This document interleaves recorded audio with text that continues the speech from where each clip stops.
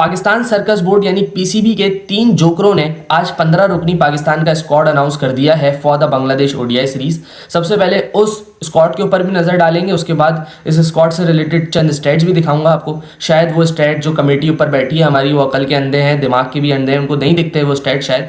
सो उसके ऊपर भी बात कर लेंगे। सबसे पहले स्क्वाड पर नजर डालते हैं। तो भाई ये 15 रुकनी स्क्वाड जिसमें शाहीन शाह अफरीदी कैप्टन है, अब्दुल समद, अबरार अहमद, फ़हीम अशरफ, फैसल अकरम, हारिस रऊफ, हुसैन तलत, माँ सदाकत, मोहम्मद रिजवान, मोहम्मद वसीम जूनियर, गाजी गौरी, साद मसूद, साहबजादा फरहान, सलमान अली आगा, शामिल हुसैन। सो ये टीम मैंने जब पढ़ी तो इसमें दो नाम जो प्रोमिनेंट नाम आपको दिख रहे हैं वो है साइम एंड बाबर। दोनों ही मौजूद नहीं है। क्यों मौजूद नहीं? क्योंकि उन्होंने ना T20 वर्ल्ड कप में ख़राब परफॉर्मेंस की थी, तो वो ओडीआई से भी बाहर हो गए, पता है आपको।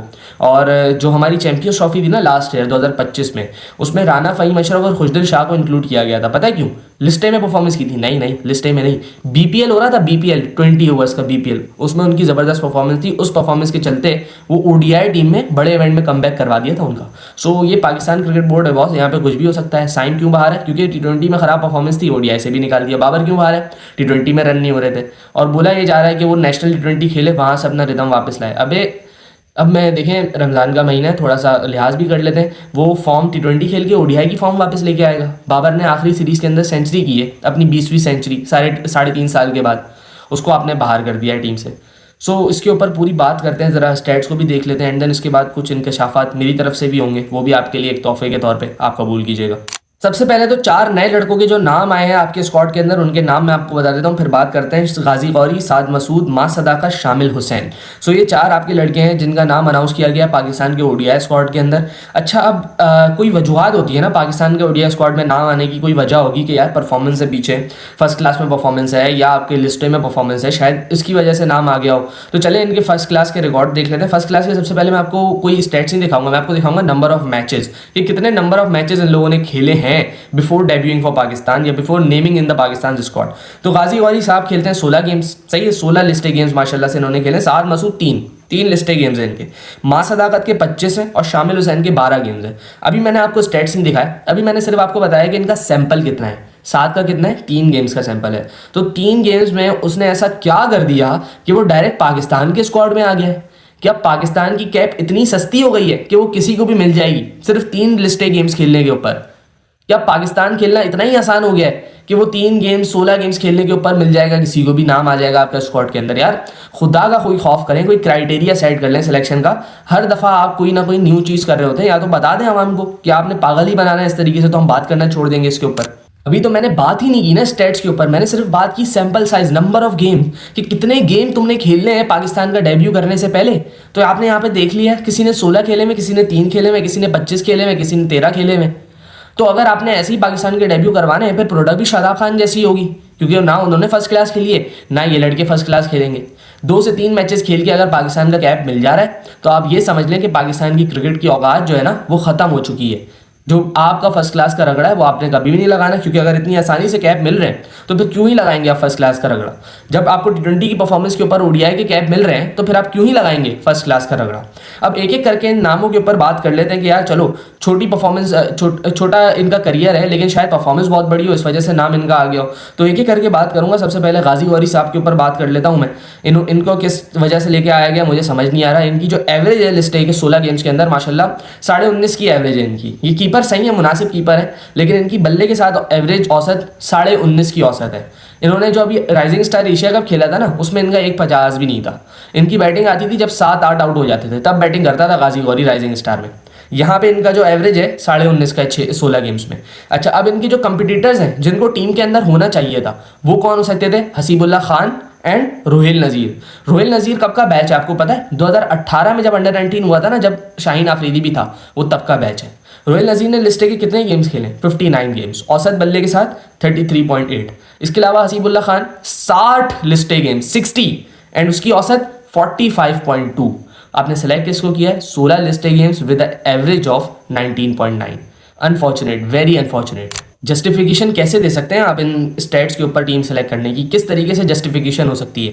फिर उसके बाद साद मसूद की भी मैं अगर बात कर लूँ तो साद मसूद को लाया गया नवाज़ की रिप्लेसमेंट के तौर पे कि भाई नवाज़ नहीं था, इस वजह से आपने बोला कि एक हम लोग स्पिन ऑलराउंडर लेके चलते हैं। तो साद मसूद कहाँ से आ गया स्पिन ऑलराउंडर? नवाज़ की ना लाइक फॉर लाइक रिप्लेसमेंट दो बैठी हुई है आपके डोमेस्टिक में, जो पाकिस्तान टीम के बहुत करीब भी आई हुई है। Number 1 Arafat Minhas, number 2 Mehran Mumtaz. अब साद मसूद को पता नहीं क्यों सिलेक्ट कर लिया गया। साद मसूद को सिलेक्ट क्यों किया गया? 3 लिस्टें गेम्स के ऊपर, आपको लग रहा होगा इन 3 लिस्टें गेम के ऊपर साद मसूद ने टीमें फाड़ दी होंगी, ये टीमें उसने खत्म कर दी होंगी। मैं आपको 3 गेम में उसके स्टैट्स बता देता हूँ। बॉलिंग के साथ सिर्फ स्टैट्स बताऊंगा क्योंकि बॉलिंग ऑलराउंडर नवाज भी है, आपको ये बात याद रखनी है, साद भी है, अराफात भी है, मेहरान भी है, सारे बॉलिंग ऑलराउंडर्स हैं। सो बॉलिंग के स्टैट्स जरा सुने। 3 लिस्टें गेम है साद के, 3 लिस्टें गेम, 113 की एवरेज है बॉलिंग के साथ और इकोनॉमी रेट है 5.38 का। सही है, 113 बल्ले के साथ नहीं है, बॉलिंग के साथ है, बॉलिंग के साथ 113 की एवरेज। मेहरान मुमताज 47 गेम्स इन्होंने खेले हुए, 34 की एवरेज है, इकोनॉमी रेट ऑफ 4.97 है। कितने मैचेस हैं? 47। मेहरान मुमताज एक ऐसा प्लेयर है जो पाकिस्तान के बहुत करीब आ चुका है। सेलेक्ट आपने किसको किया? 3 गेम वाले को, यानी मेहरान मुमताज फारिग है, ऐसी वो फालतू में खेले जा रहा है डोमेस्टिक क्रिकेट आपकी, जब आपने सेलेक्ट ही 3 वाले को करना है। इसी तरीके से अराफात मिनास 20 मैचेस उन्होंने खेले में, 31 की एवरेज है, इकोनॉमी रेट ऑफ 4.71। कोई इतने इंप्रेसिव इनके भी स्टैट्स नहीं है, लेकिन मैं कंपैरेटिवली अगर बात करूं तो इनका हक पहले बनता था, क्योंकि ये क्रिकेट आपकी रेगुलर खेलने बार बार खेले जाने हैं आपकी क्रिकेट। लेकिन आपने इंक्लूड किसको किया? अनफॉर्चुनेटली साद मसूद को। बड़ी शर्म की बात है, बड़ी शर्म की बात है। किस तरीके से आप लोग जवाब देंगे? हमें तो छोड़ें, वहां कैसे जवाब देंगे? किस तरीके से आप लोग स्क्वाड सेलेक्ट करते हैं, किसी को इस चीज़ का आइडिया नहीं है और हम रोते पिटते रहेंगे, लेकिन ये काम वही करेंगे जो इनके दिल में आएगा। इसके बाद चंद नाम जो मेरे जहन में आ रहे हैं वो भी नहीं है इसमें। वो कामरान गुलाम बेचारा, वो आया था पाकिस्तान स्क्वाड के अंदर, उसने बाबर आजम की जगह ली थी, उसने सेंचुरी कर दी थी पहले मैच में आती। फिर साउथ अफ्रीका में ना उसको नीचे फेंक दिया, बोला ये तो ऊपर जगह खा जाएगा, नीचे डालो उसको। वो नीचे आया, उसने 30 बॉलों पे 60 रन कर दिए। उसके बाद से वो दिखा ही नहीं, वो गायब कर दिया भाई। वो ना चैंपियंस ट्रॉफी के स्क्वाड में उसको डाला, क्या बोल के नहीं डाला कि वो फील्डर बेकार है। कामरान गुलाम फील्डर बेकार है। आपके डोमेस्टिक का लीडिंग रन स्कोरर जिसने 2018 से टॉप किए हैं, साहबजादा फरहान, कामरान गुलाम, तैयब ताहिर, ये 3 नाम है, आप याद रखना। ये डोमेस्टिक के मंझे हुए प्लेयर है, मंझे हुए। इनसे ज्यादा डोमेस्टिक किसी ने नहीं खेली और इनसे ज्यादा किसी ने डोमेस्टिक में परफॉर्म नहीं किया।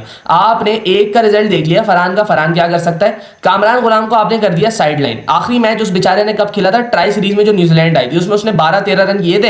एक मैच के चलते आपने बोला निकल चल, उसको फारिग कर दिया आपने। तैयब ताहिर बेचारे को भी आपने 5-6 मैचेस दिए, उसको भी फारिग कर दिया। उसको आप बैटिंग कहाँ कराते हैं? नंबर 6 पे, हालांकि वो डोमेस्टिक में कहाँ बैटिंग करता है? नंबर 4 पे। फरहान के साथ भी आपने ऐसे ही किया था, लेकिन फरहान को जब आपने अपने नंबर पे मौका दिया तो फिर उसने आपको बता दिया कि वो है क्या चीज।